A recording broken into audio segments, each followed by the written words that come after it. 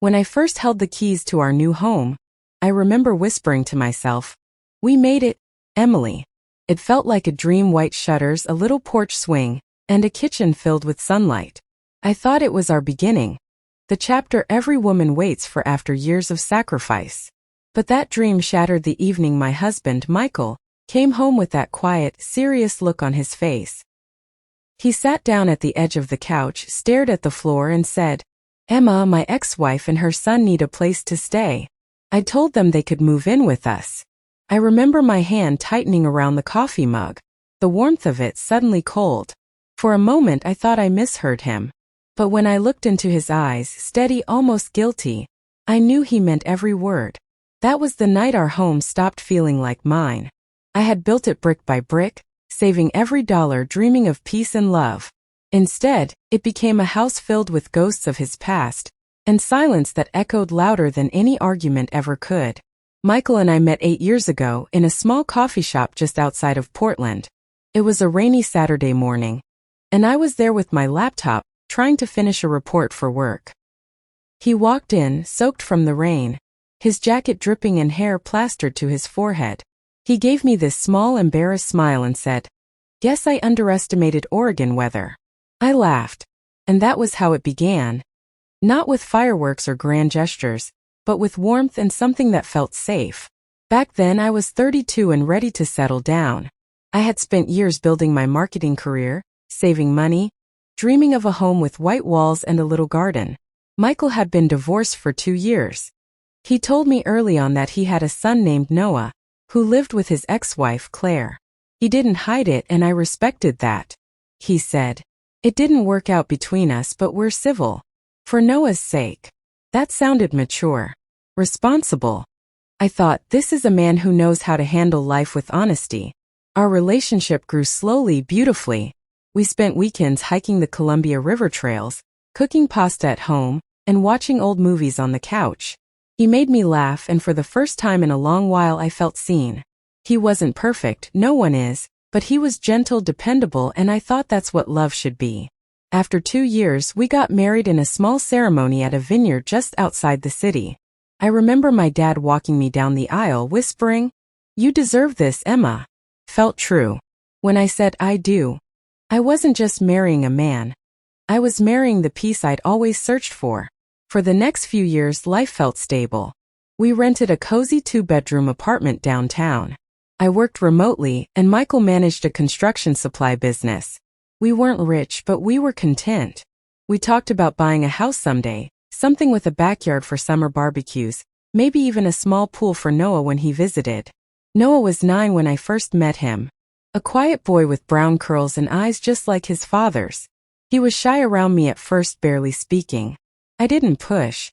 I just made sure there were always cookies when he came over.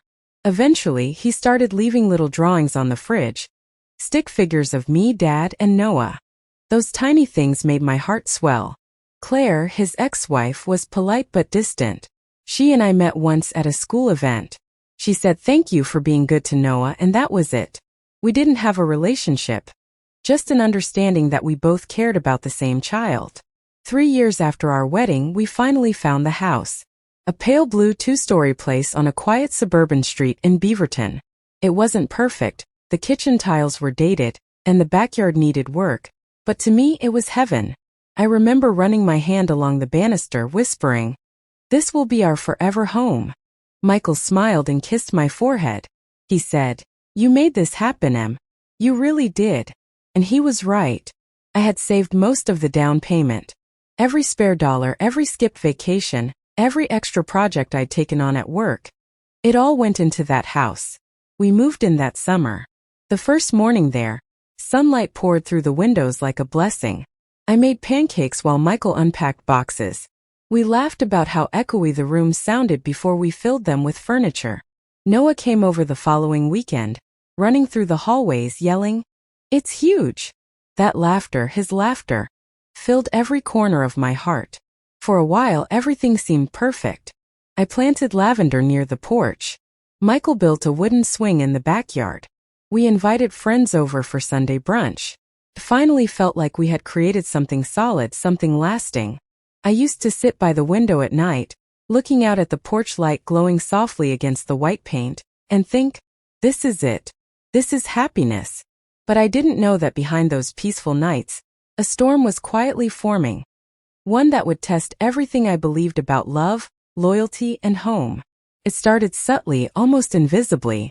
Little things you could easily brush aside if you wanted to believe everything was fine. Michael began coming home a little later than usual. At first it was just traffic or work running long. I believed him because he'd always been reliable. But soon, those late evenings became more frequent. When I'd ask, everything okay at work? He'd smile faintly and say, yeah, just a busy week. His tone sounded normal, but something in his eyes, that warmth I used to see, had dimmed just a little. I told myself not to overthink. Every marriage goes through quiet seasons, right? Sometimes love isn't fireworks. Sometimes it's just the steady hum of ordinary days.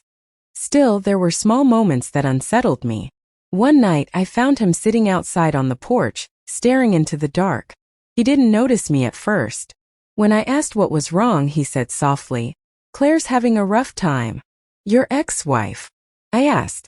He nodded. She lost her job. And Noah's been worried sick about her.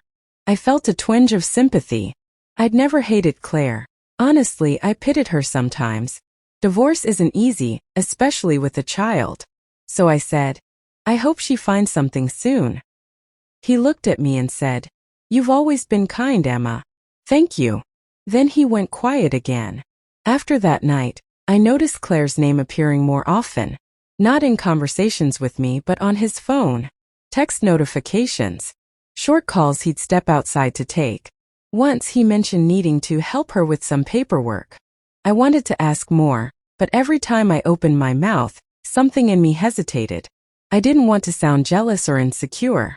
Michael wasn't that kind of man, at least I thought he wasn't.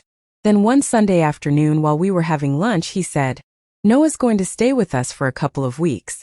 Claire needs to sort out some things. I smiled. That's fine. I love having him here.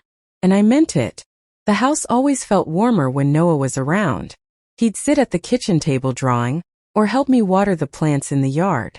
Those days felt normal again, almost peaceful, until Claire started dropping by. First, it was just to drop off Noah's things, clothes, books, his favorite cereal. She was polite, soft-spoken, always in a rush. But then she'd stay a little longer. A cup of coffee, a chat about Noah's school. And slowly, the rhythm of my home began to shift. One evening, I came back from the grocery store to find her car parked in our driveway. Inside, I heard laughter, Michael's and hers. Not flirty laughter, but familiar. Too familiar. They were sitting at the kitchen counter talking about some story from when they were married. When they noticed me, they both fell silent. I smiled politely, said hello, and put the groceries down. But my hands were trembling. That night, as I was folding laundry, I asked gently, Do you think it's a little strange her spending so much time here? Michael looked at me, frowning. She's Noah's mother, Emma. We're just trying to make things easier for him. I understand, I said. But maybe there should be boundaries? He sighed. You're overthinking this. Claire and I are just friends. Those words stung more than I expected. Not because I thought he was cheating, I truly didn't. But because of how quickly he dismissed my feelings. It was like my place in his life was quietly shrinking, without him even realizing it. Weeks passed. Claire lost her apartment lease. She was struggling to find something affordable nearby. Michael seemed more and more anxious about it, talking about rent prices, her situation, Noah's well-being. And then one Thursday evening, everything shifted. I came home from work exhausted with takeout in my hands. Michael was sitting on the couch, his hands clasped together. There was that serious look again, the one I'd only seen a few times in our marriage. He said, We need to talk. Those 4 words, they never lead anywhere good. He looked at me with a kind of guilty determination and said, Claire and Noah have nowhere to go. I told them they can stay here until she gets back on her feet. First, I didn't even process it. It sounded unreal, like something out of a bad dream. I set the takeout down slowly and just stared at him. You did what? I asked quietly. He repeated it, calmer this time, as if saying it again would make it sound reasonable. She and Noah need a place. It's temporary, I promise. A few weeks, maybe a couple of months. My throat tightened. But Michael, this is our home. We just moved here. We're still building our life. He rubbed his forehead. I know. I just can't let them be out on the street. You'd do the same if you were in my place. And the truth was, maybe I would have. I wasn't heartless. But it wasn't the decision that broke me. It was the way he made it without me. As if my opinion didn't matter. As if this house, the one I had built, paid for, dreamed of, was his alone to give away. That night I barely slept. I could hear the wind outside, the creak of the new house settling, and the echo of his words. They'll stay here. By morning I had convinced myself to stay calm. Maybe it wouldn't be so bad. Maybe Claire would keep to herself. Maybe it really would just be a few weeks. I tried to believe that. But deep down a quiet ache began to grow. The kind that comes when you realize love isn't always enough to protect what you've built. And though I didn't know it yet, that was only the beginning of a heartbreak I never saw coming. The morning Claire and Noah moved in, the sky was gray. It had rained earlier, leaving the driveway slick and the air damp with that faint smell of wet leaves. I stood at the kitchen window holding a cup of tea, watching their car pull in. Claire stepped out first, wearing a navy coat and jeans. Her son Noah followed, clutching a small backpack and his favorite stuffed bear. Michael rushed outside to help them unload boxes. I wanted to join him, but my legs felt heavy, rooted to the floor. From inside, I watched as he carried her suitcase up our porch steps. My porch steps. Something about that small act made my chest tighten. When they came in, I smiled politely. Claire thanked me for letting them stay. Her voice was soft, almost too careful. She said, "I'll try not to be in your way, Emma." "I know this must be awkward," I replied. "It's fine, really." But the words felt strange leaving my mouth, like they belonged to someone else. We set up the guest room for her and Noah. Michael helped her unpack, hanging her coats in the closet, arranging things in drawers. I busied myself with cleaning. It was easier to scrub countertops than to face the heaviness inside me.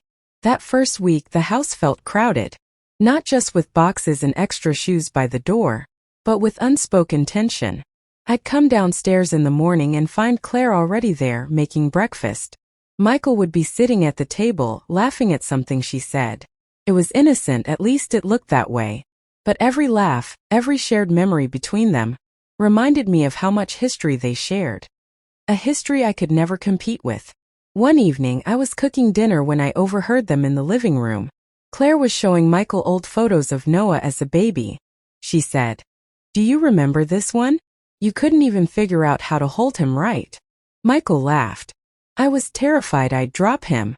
I tried to smile as I stirred the sauce, but my hands were shaking. Those were moments they had lived together, the kind that form invisible bonds no one else can touch. After dinner, I went to our bedroom and sat quietly on the edge of the bed. I stared at the family picture on the nightstand, Michael and me on our wedding day. We looked so happy then, so sure of the future. I wondered where that certainty had gone. Over the next few weeks, small things began to change. Michael spent more time downstairs. Claire started cooking dinner some nights. "To help out," she said. When Noah was around, it felt like a family of four. But when he wasn't, I felt like an extra in my own life, standing in the background of scenes that didn't belong to me anymore. I tried to stay patient. I told myself this was temporary, that kindness and grace would get us through. But grace has limits when it isn't returned. One Saturday morning, I came into the kitchen to find Claire wearing Michael's old sweatshirt, the gray one I'd bought him 2 Christmases ago. She laughed when she saw my expression. "Oh, I was cold. He said I could borrow it." I smiled, but inside something broke quietly. Not because of the sweatshirt, but because of how natural it looked on her. As if she belonged there, as if I didn't. That night, I tried to talk to Michael. I said, "I know you're trying to help her, but I'm struggling here. It feels like I've lost my place in my own home." He looked tired, frustrated even. "Emma, you're overreacting. They're guests. It's just a few more weeks." His words were sharp, dismissive. He didn't see that I wasn't asking for control. I was asking for reassurance. Weeks turned into months. Claire hadn't found another place yet. And slowly, what was meant to be temporary started to feel permanent. Then one evening, something happened that changed everything. We were all sitting in the living room. Claire was helping Noah with his homework, and Michael was flipping through channels. I was quiet, scrolling aimlessly through my phone. Then Claire looked up and said, "You know, this house reminds me of the one we used to dream about. Big backyard, quiet street." Michael smiled faintly. "Yeah, feels familiar, doesn't it?" They shared this look, brief, but filled with a kind of nostalgia I couldn't reach. And that was the moment it hit me. I wasn't just sharing my home. I was sharing him. Not in a romantic way, but emotionally. Piece by piece, his attention, his comfort, his warmth, it was drifting back to the life he'd had before me. Later that night, I sat alone in the kitchen, staring at the faint reflection of myself in the window. I barely recognized the woman looking back. Tired eyes, quiet sadness, a smile that didn't reach her face. I whispered, "This isn't what I built this home for." I thought about leaving, packing a bag, walking out, letting them have the space they seemed to fill so naturally. But something in me couldn't. Maybe pride. Maybe love. Maybe just the stubborn hope that he'd realize what he was losing. One morning I woke up early and went outside. The air was crisp, and the first light of dawn made the house glow softly. I looked at the porch swing Michael had built for me. It was still there, empty, swaying slightly in the wind. I sat on it and whispered, "This was supposed to be our dream." And in that moment I understood. Dreams can break without anyone raising their voice. Sometimes they just fade quietly, in the spaces between laughter and silence. Winter came early that year. The trees outside our house turned bare, their branches scratching against the windows at night like quiet reminders of everything that had changed. Inside, the warmth felt artificial, the kind that came from heaters, not hearts. By then, Claire and Noah had been with us for almost 4 months. The house had adjusted to their presence, even if I hadn't. There were shoes by the door that weren't mine, voices in the morning that didn't belong to me, and a constant feeling that I was living in someone else's story. I tried to keep the peace. I went to work, came home, cooked dinner, smiled when spoken to. But inside I was slowly becoming invisible, to Michael, to them, even to myself. Some nights I'd sit in the guest room, the only quiet space left, and write in my journal. It became my way of breathing. I'd write things like, "I miss the sound of our laughter. I miss belonging." Then one Saturday I woke up and decided to stop pretending. It wasn't dramatic. No screaming, no slammed doors. Just a simple, quiet decision. I needed to talk to Michael, not as his wife begging for space, but as the woman who built this home, and deserved to be seen in it. He was in the garage, fixing something on his workbench. When I walked in, he looked surprised. "Hey, everything okay?" he asked.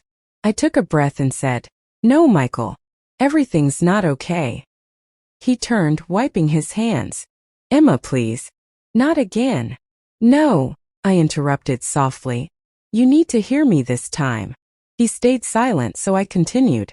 "When we bought this house, I thought it was our dream. I put everything I had into it, money, time, hope. And I don't regret that. But ever since Claire moved in, I've felt like a guest in my own life. I've tried to be understanding, patient, kind, but I can't keep pretending I'm fine." He looked down, then back up. "I didn't mean to hurt you." "I know you didn't," I said quietly. "But you did." There was a long pause, the kind that stretches heavy between two people who used to understand each other. Finally he said, "I thought I was doing the right thing. No one needed stability. Claire was lost." I nodded. "And where did that leave me?" He didn't answer. And in that silence I got my answer. That evening I went for a long walk. The cold air bit at my cheeks, but it felt cleansing somehow. I walked past rows of houses with their lights glowing warmly inside. Families laughing, dinners being served, people living the kind of normal I used to have. And I realized something simple but powerful. Home isn't a building. It's how you're treated inside it. And I hadn't felt at home for a long time. When I got back, Claire was in the living room folding laundry. She looked up and said, "Hey Emma, we need to talk." Her tone was nervous, respectful. I hesitated, then sat down. "I've been looking for places," she said. "I didn't want to overstay my welcome. You've been more generous than I deserve." Her honesty surprised me.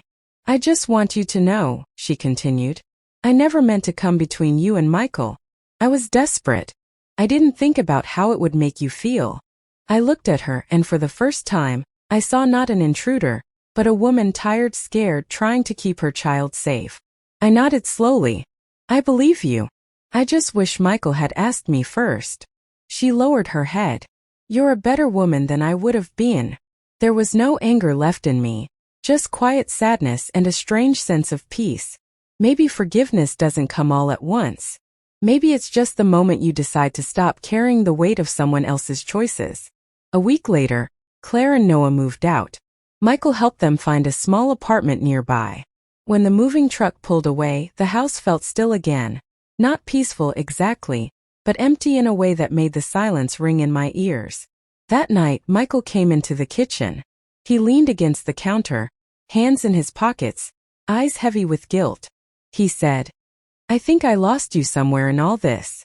I looked at him and said softly, You didn't lose me, Michael. You just stopped looking. He didn't argue. He just nodded, and for the first time in months I saw tears in his eyes. We didn't talk much that evening. He went to bed early. I stayed up, sitting at the kitchen table with a cup of tea, staring at the porch light glowing outside. It was the same porch where I once stood with keys in my hand, full of dreams. Now it felt like a chapter closing, not bitterly but quietly. Over the next few weeks we drifted apart. He tried dinners, small gestures, quiet apologies, but something fundamental had shifted. Trust isn't just about faithfulness. It's about feeling like you matter. And once that's gone, it's hard to bring it back. Eventually, we decided to take some time apart. He stayed with a friend for a while and I stayed in the house. I thought it would feel lonely, but instead it felt like breathing again. I spent my evenings repainting walls, moving furniture, reclaiming little corners of my life. I planted new flowers in the yard, tulips and daisies this time. I let the light in, and slowly I began to feel like myself again. Sometimes healing isn't about fixing things. It's about finding the courage to live with what broke, and still choose peace anyway. It's been almost a year now since that day. The day my husband told me his ex-wife and her child would live with us. When I think back, it feels like someone else's life, like a story I once stepped into and finally learned to walk out of. Michael and I eventually separated. There was no shouting, no bitterness, just a shared understanding that sometimes love isn't enough to build a home that lasts. We still talk, mostly about practical things. He still checks on me sometimes, and I don't resent him for that. In a strange way, I think we both grew up through the pain. The house is mine now. I bought out his share and made it what I always dreamed it would be: calm, warm, filled with small reminders of peace. There's a reading chair by the window, and on quiet evenings, I sit there with a cup of chamomile tea, watching the light fade across the street. It's peaceful in a way it never was before. Sometimes Noah visits. He's taller now, his voice deeper. He always hugs me tight and says, I miss this house. And I tell him, you'll always have a place here. Because whatever happened between the adults, that boy was never part of the hurt. I've learned that forgiveness doesn't mean pretending it didn't happen. It means choosing not to let it harden you. I could have stayed angry, but what good would that have done? Anger keeps you tied to the past. Grace lets you move forward. If there's one thing this journey taught me, it's this. Home isn't the walls you build. It's the peace you protect inside yourself. And sometimes to protect that peace, you have to let go of people who can't see what they've broken. The house still creaks at night, the same way it always did. But now that sound doesn't make me sad.